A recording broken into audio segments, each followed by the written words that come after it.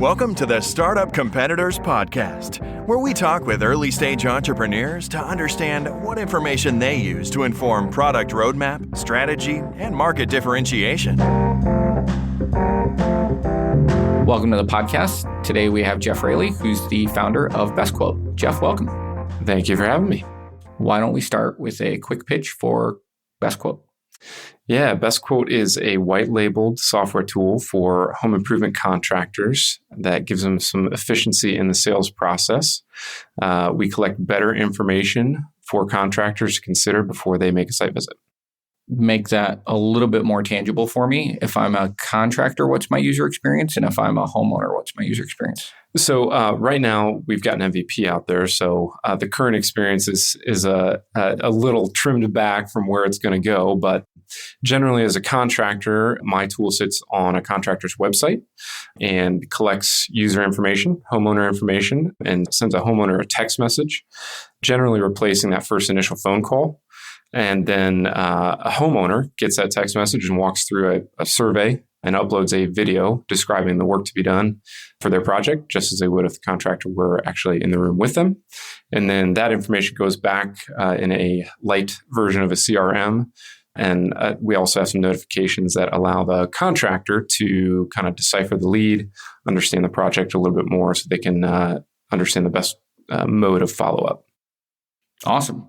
Hit us with current status of the company, any vanity metrics at all you want to share. That can be funds raised, revenue, number of customers, number of projects completed on the platform, number of quotes that have gone out, like anything at all that'll help paint a picture for where you're at. Sure. So we are pre-funding, haven't taken any money bootstrapped to this date. I've got a self-built MVP out there, and I'll probably say because I am a solo founder and looking to round out the team here sooner than later. Have some active conversations going on that front, which is exciting. In terms of other metrics, I've got a handful of early adopters, hope to close the year with a couple of more. Those are paying clients, and I'm approaching 100 videos uploaded through the system as well. Oh, that's kind of cool. Yeah. Can I ask how many text messages had to go out to get the 100 videos in? Do you know that? Yeah, the conversion rate is roughly 70%, I'll say. That's pretty high. Yeah, so part of the system is also reminders. So contractors in quote, send a reminder to the homeowner. So my system automates that to consistently remind homeowners that they have yet to complete the process. What are the odds that I fill out the form on the website, get the text message, and then 10 minutes later still get a phone call from the contractor? Working on that. Yeah. So part of that's just the onboarding process and making sure that team is aware of the process, the new process for a BestQuote lead versus other, just a simple form fill off of a website. So that has happened, but it's getting better just as learn about the rollout and training the team. So talk about that a little bit. Walk through your sales cycle with a maybe kind of from first contact to they're onboarded and using BestQuote. Walk through that process with a contractor. Who's a good fit? Who's your target market? How do you approach them? We have many of the products or founders that I talk to on this podcast are kind of B2B focused. So it tends to be a great place to start a conversation. Yeah. And what's interesting about the market that I'm selling into is it is B2B, but in many respects, it is kind of a B2C sale. So the buyers are largely the owners of these companies. The typical prospect is the ideal customer is a business owner who's either kitchen and bath renovation or what I call specialty trades, painting, epoxy floor coating, those types of things. That's like its own thing. It is. Okay. It is. If you want to spend maybe $1,500 to get a nice coating on your garage floor, you live in Indianapolis. Got it. Okay. I've got the person for you. So you can give them some airtime if you want. Totally cool. Yeah, they were actually booked out for a while. I wasn't thinking of garage floors. I was thinking of like epoxy coating for like a hardwood floor or something because I'm an idiot. So All right.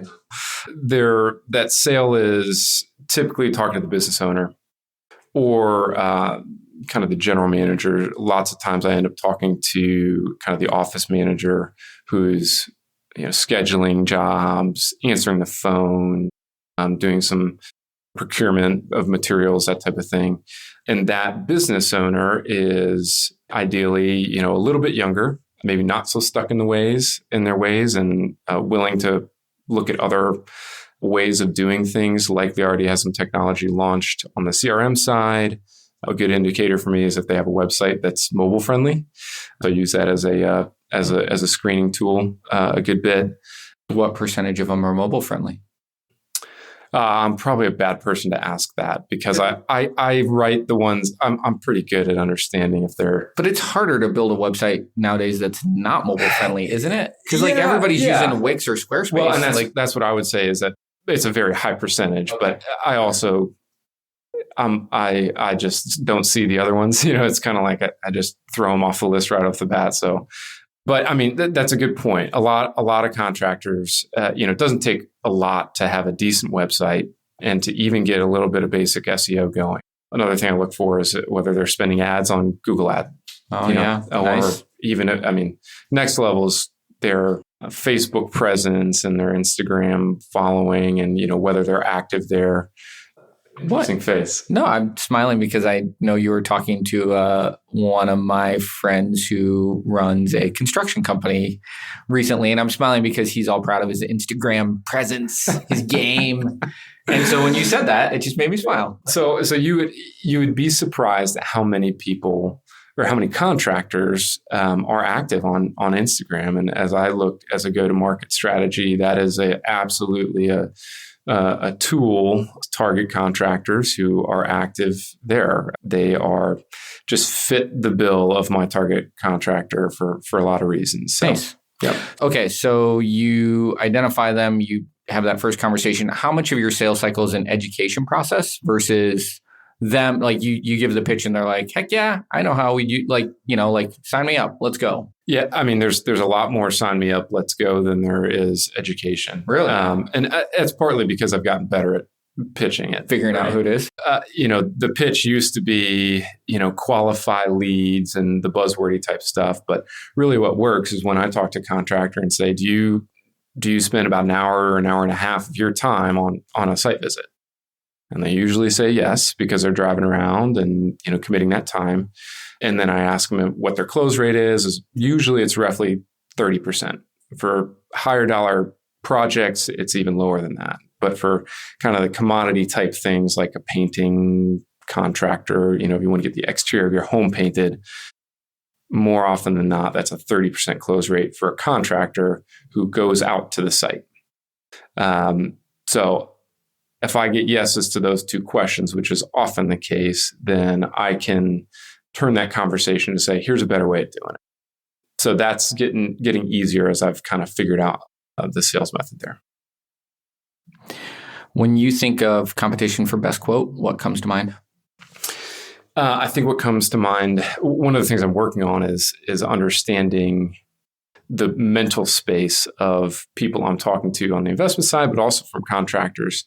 There's a lot of marketing power and just headspace that marketplaces like Angie's List and Home Advisor and Thumbtack and all the others maintain in people's heads. So that's a conversation I sometimes have with contractors is, this is very different than that. This is a white labeled tool, but still it usually comes up in terms of how the contractor's thinking about their spend or, how they're looking at their sales process. So, and I always look to understand if they're using those tools because that tells me a lot about their sales function in general. Outside of that, there are some specialty kind of niche players doing similar types of things, usually on the square foot or linear foot type basis. So if you're painting a room or you have carpet or flooring, those are largely priced on a per square foot basis. And so there are some tools that will kind of build an estimate for that type of a project based on just unit basis that do maintain some competitive features for those specific types of trades. So there's others out there too in terms of getting contractors and homeowners synced up a little bit more efficiently to deal with communication issues. There's a whole bunch of other players in there, but the market is so fragmented that nobody's really won yet. And are you targeting I don't know the right way to ask this, so I'll butcher it and then you can fix my question and answer it on the other side of it. So are you targeting like independent owner operators? Or are you targeting somebody who runs like a painting franchise? Are you targeting like it's a little bit of that question is when I think about what it means to take a B2B product to market and if you've got to roll up 20,000 individual sales versus if I can get some of these folks who have franchises across markets, then obviously that makes it easier. Talk to me a little bit about that. Yeah. So in the MVP stage, it's absolutely been just one-off mom and pop type small business owners. In the future, there's absolutely a strategy to develop partnerships with some of these groups, or even private equity backed, that own a swath of franchise groups, properties, and each of whom have 100, 200 plus properties across the country. So going forward, that will be a strategy. But given the product's maturity right now, I'm taking the time to learn and walk through that, initial go-to-market with smaller contractors. And then how do you make money? Yeah, so this is a SaaS model. So it is a monthly subscription, and the pricing is based on basically save the time on the site visit using Best Quote, and you'll pay for the tool. So that's kind of how I pitch to contractors. I haven't yet run into pricing objections, which is a good thing. It gives me some room to grow even in the near term. Can I test that? Sure. What's your retention to date? So I started out with free trial, and there's a whole lot of things that run into retention outside of pricing that I'd love to talk about. But in terms of a pricing perspective, I haven't had anybody churn from pricing. Why have they churned? You don't have to answer that. Yeah, no, pretty transparent on that. I mean, this is an MVP product. I mean, that's the gist of it. However, I have extended a free trial as I'm working on more MVP-ish type features that, yes, take some effort at this point in the game, but also give me the opportunity to learn in that kind of low-code environment to understand what needs to be built in the future. So it's all part of the learning process at this point. Right on. Talk a little bit, if you can or want to, which you don't have to, talk a little bit about where this product goes in the future. So paint a picture of Best Quote 3 to 5 years from now. There's absolutely an opportunity for the product as it is and the current feature set and even the near-term feature set that I have in mind to expand. And I think the umbrella over top of those features and the benefits that they deliver is general customer experience. You hear customer experience a whole lot in terms of very innovative markets and innovative products. And Apple's a great example of that. Great experience with their product. Tesla's another one. Kind of thought of everything. Contracting's not a whole lot like that. So, and they certainly need the help of technology to get there because the business owners themselves largely don't have that focus. So that's generally my goal, is to build features underneath that umbrella. Do you think the product remains focused on residential in the long run? Do you think there's a commercial component? I do think that that's my career. It started in commercial construction, so I know a whole lot about that. When I started in commercial construction, it was all paper drawings, and I entered just at the time where that was transferring over into digitized drawings and digitized processes for submittals and all the other things that go into putting a $100-200 million hospital together. So that is an interesting opportunity. I think video does have the ability to smooth out some of those processes, and it's something I'd explore in the future for sure. Nice. All right, so let's go back to current competition today, or maybe even status quo today. How do you, when you think about measuring the end user engagement, which I guess is the homeowner today, right? How do you do that? What are you looking for to tell whether or not the solution is working? A couple of things. One is just that they've responded and engaged. That's a pretty easy one. The other one is the quality of the information portrayed.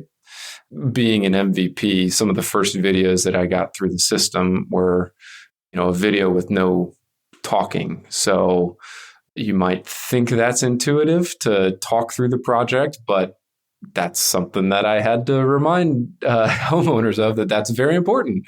I actually don't think that's intuitive. I would really, yeah. Well, there you go. I could see myself doing it, just walking through and like just taking video and then uploading it without thinking of audio at all. Yeah, yeah, and I mean that's happened. So we've adjusted some messaging in there to promote that. So that's part of it. But generally, I've been surprised at the quality of the videos that homeowners have uploaded.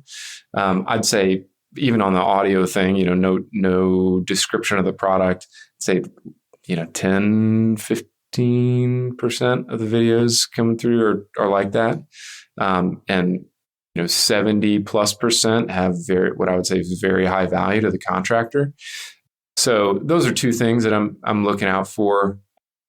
I have started to go down the path of working down the feedback loop with homeowners as well. So not enough data there to report quite yet, but that's part of the plan as well.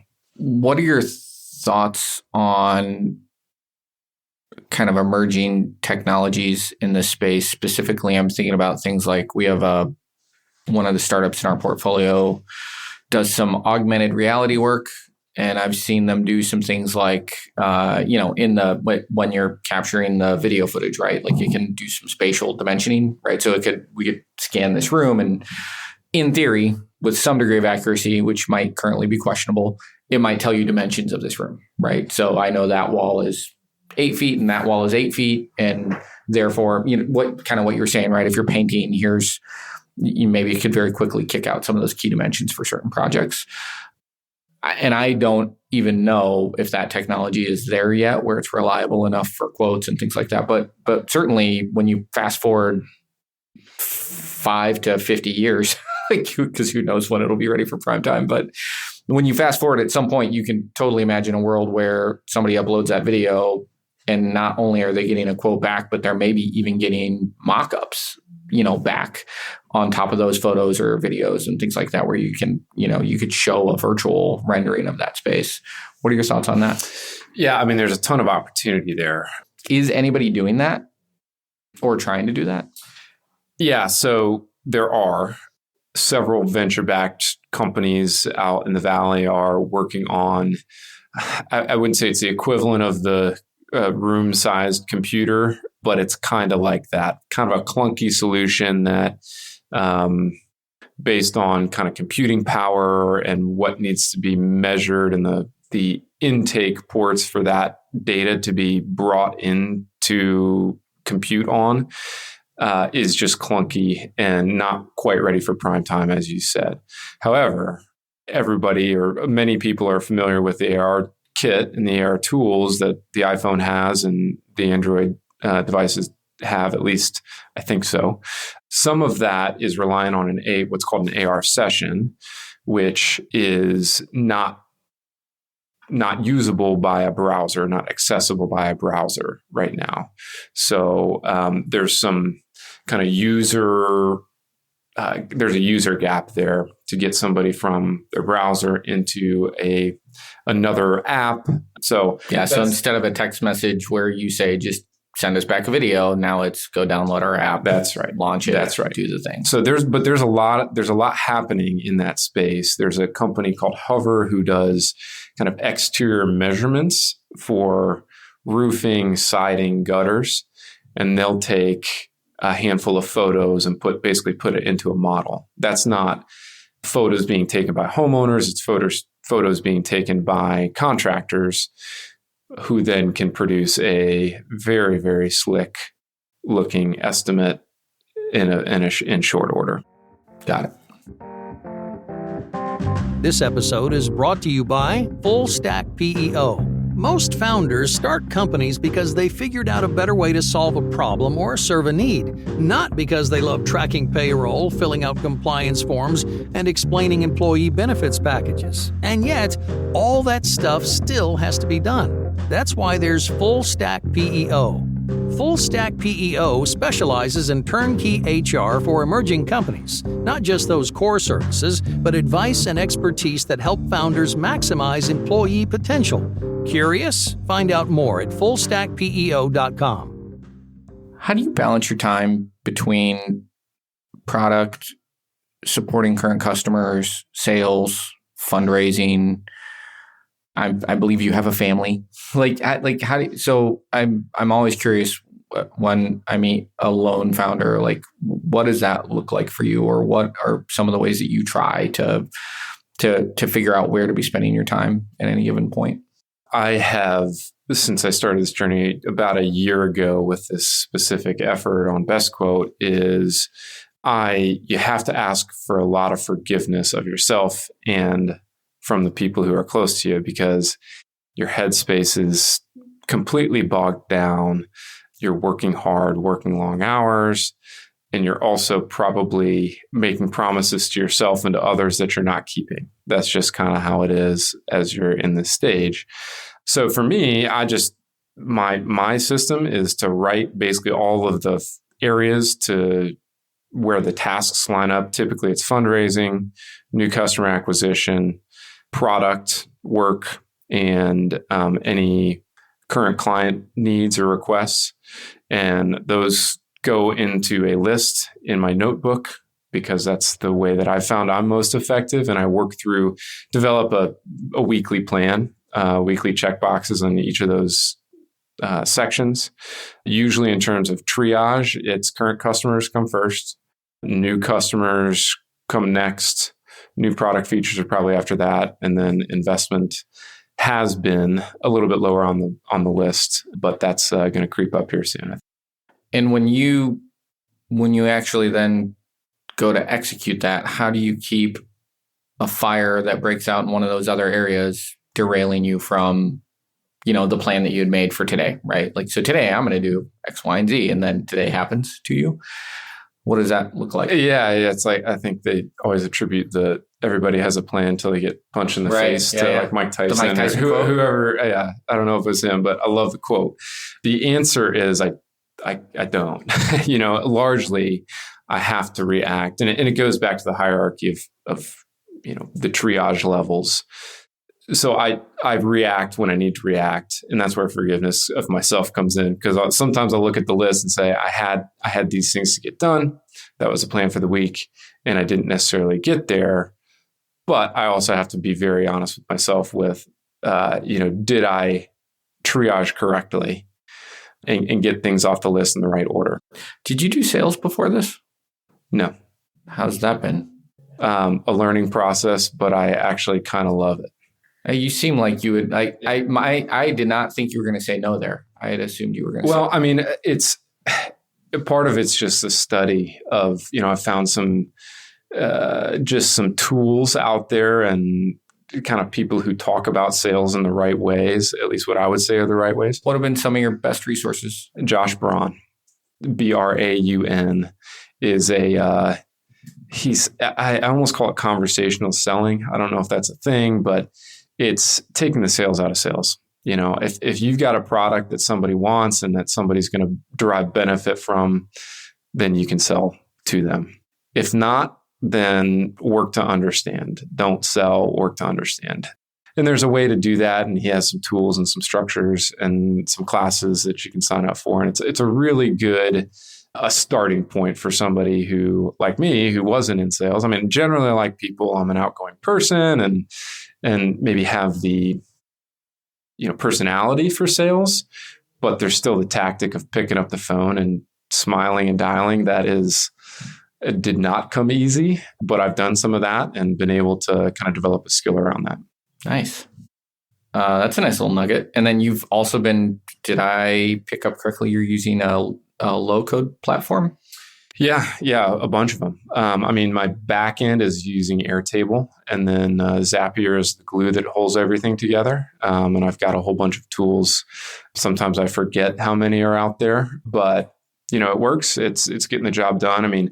My goal has been to prove that there's a market for it, prove that even from the very basics of user adoption, I can kind of cross those hurdles. And the low code tools are a great way to do that. Yeah.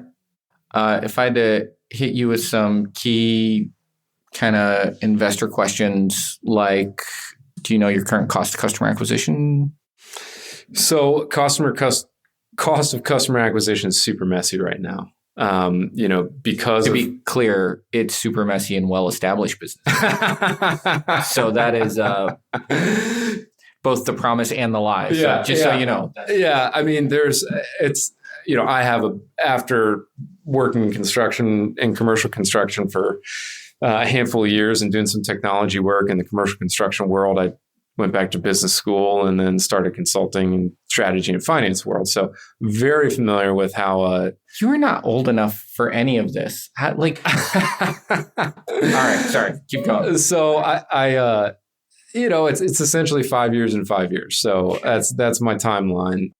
I'm not judging. Yeah. Well, kicking ass, man. Trying to. But with that background, I know, even like gross margin attribution and what goes into gross margin or what doesn't. It's certainly different for a technology business than it is for, if you're actually selling a physical product. So if you had to guess at customer acquisition? I don't even know if I'd have a guess. Okay. I mean, the expenses running through the business are very minimal at this point, so it's hard to attribute. Too early is an okay answer? Yeah, too early is probably the right answer. Do you have a feel for lifetime value? That's an interesting question. Also ties into the pricing question we talked about earlier. I don't know if I have a good answer for that yet either. That, for me, that's the one I always struggle with too. I mean, it's hard to know until you've had customers churn off. For a period of time, right? So, I mean, at this point, I can tell you they're, going to ride and die with me to the end of time, but which turns out in internet years, that's 5 years. That's right. Yeah. Okay. So you bootstrap up to this point. How long have you been thinking about raising funds? I guess you're always raising money, but you're never raising money is what I've heard. So, I've been having conversations for a while. I mean, my strategy on fundraising is generally build relationships with people you trust, kind of tell them your story, and work on developing that into trusted investor relationships. Is that Josh Braun? A little bit. Interesting. It is. I mean, that's generally part of it, right? I mean, no one buys what you're selling, whether it's a slice of equity in your company or the widgets or the software, unless they trust you. And part of that's personal preference too. I mean, that's maybe a Midwestern approach to raising money versus here's my pitch deck and are you in or you out in the valley type of mentality, and cream rises to the top. Can I give you my quick hot take on that? Please. Which is, so this is a different classification for like a Josh Braun, which one of my favorite sales books that I recommend, which is the exact opposite of what you described, is Pitch Anything by Oren Klaff. I'm pretty sure Oren Klaff's not listening to this podcast. So like if you listen to anything or read anything by him, it's like he's got a definite personal flavor to the way that he is that the one pitches. I might butcher this, but is that the one where he says if they offer you a glass of water in the lobby that you should deny it? Maybe.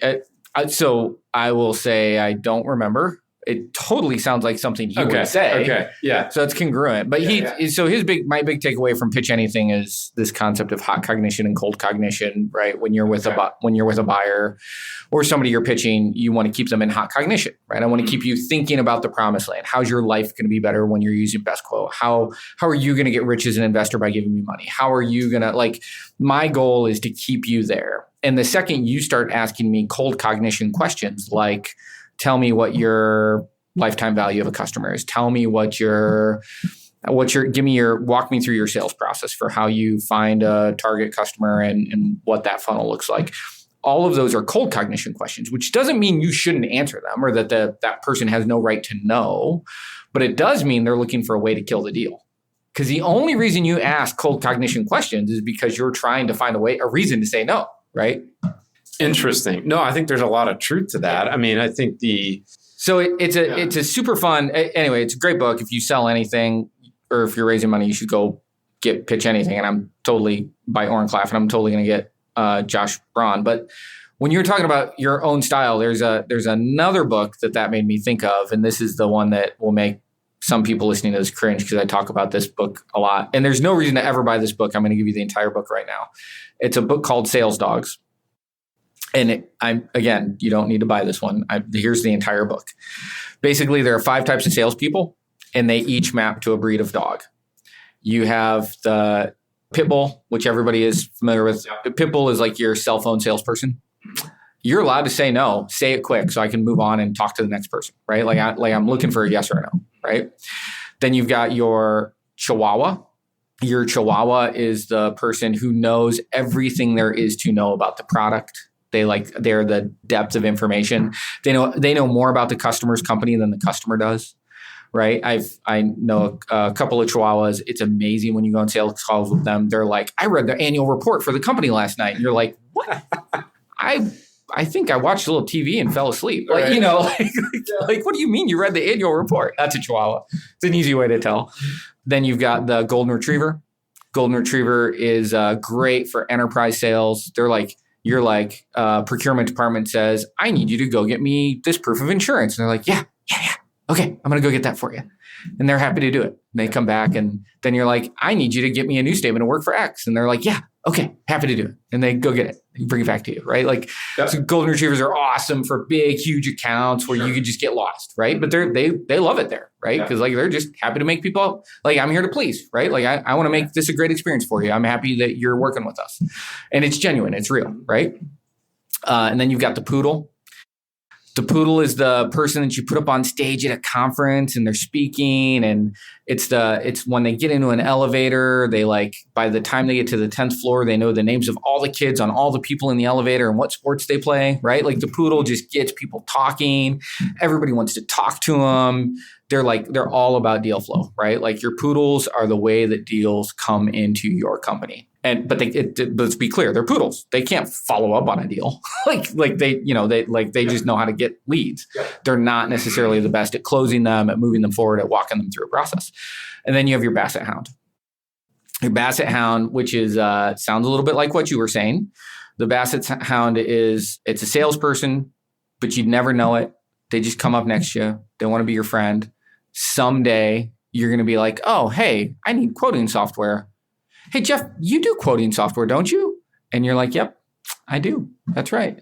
And because the Basset Hound's never selling you, right? Like they're just reliable. They're there next to you. They're there to be with you. And then someday when you need them, they're right there. And the whole pitch of this book is like, these are the 5 kind of archetypes for sales. And if you're, every salesperson is doing some aspect of all 5 of these at different points in time, right? And if you're the sales manager thinking of a process, how do you manage people through a process? Then you might have different people who are better at this than others, right? So in my world, Michael Cloran is often made into a poodle, even though he's also a really good pit bull or bulldog.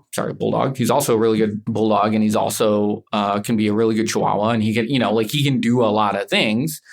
But guess what? He's better at me then. He's a better poodle. And so often he ends up there, and I'm a better Golden Retriever and Basset Hound than he is. And, so it's this really great model for thinking through, who do I need to be right now? Do I need to be Oren Klaff or do I need to be Josh Braun? Yeah. Right? Yeah. And I think there's a couple of thoughts that come to mind. One is, obviously some sales organization design type of thing, but there's also, it goes back to price of your product, customer acquisition costs, what are the factors that go into that sales process from a dollars and figures standpoint that might lead you down the road to one or the other, right? Yeah, because it's an enterprise versus a couple $100 a month is a different resource. Yeah, getting to a fast no if it's a couple $100 a month is really great. That's a really good thing. The other thing that comes to mind is,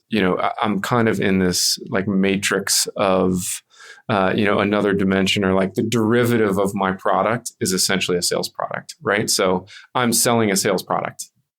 Right. So a lot of the work that I've done in kind of teaching myself sales, I'm able to apply in my own way to teach contractors how to sell. And I think a lot of that, I think generally, part of the conversation I have with contractors is that I think the pit bull approach is what a lot of contractors have been doing, or bulldog, pit bull, whatever you want to call it, right? I think it's pit bull. Now I need to go reread the book. Okay. Yeah, I think it's pit bull. So I think that approach has been, was maybe the more common approach. I've talked to contractors who lament the process of sliding the proposal across the table in front of, a husband and wife team who are, both in the buying decision, kind of clamping their hands under the table, saying, I hope, and not saying anything and not really wanting to leave until they get the job done. So that sales process is that is old school selling in the contracting world. And it's super prevalent in, windows and a couple of other trades is kind of just, that's how that sales process has run. But my contention is that homeowners are more informed than ever. They can smell the pit bull approach coming. They have other options thanks to technology and just the information they have can help them kind of fend off that approach. And so what I'm doing with Best Quote is essentially bending to the will of the consumer and helping contractors bend their sales process to meet consumers where they're at, given their propensity to research and understand and to have the information. It really works in the favor of the contractor to give the homeowner what they want in the process and to sell to them like they want to be sold to. I am so happy with that last 2 minutes of audio. I'm not joking. Like, seriously, man, that was beautiful. Good. Like, that was like a beautifully articulated kind of vision for what you're doing with Best Quote. Thank you. That's awesome. It might actually be where we need to end it. Plus, it's been 40 minutes. Okay. That went quick. If folks want to get a hold of you or learn more about Best Quote, how do they do that? Jeff at bestquoteapp.com, bestquoteapp.com. And that's the website too, bestquoteapp.com. Hit me up on LinkedIn. Love to, grab a cup of coffee if you're in the Indy area. But appreciate you having me on here. Thanks for doing it. I really appreciate it. No problem. If you're thinking of launching a SaaS product, Startup Competitors can provide data on your closest competitors, survey potential users, or provide other product validation services. Learn more at startupcompetitors.com.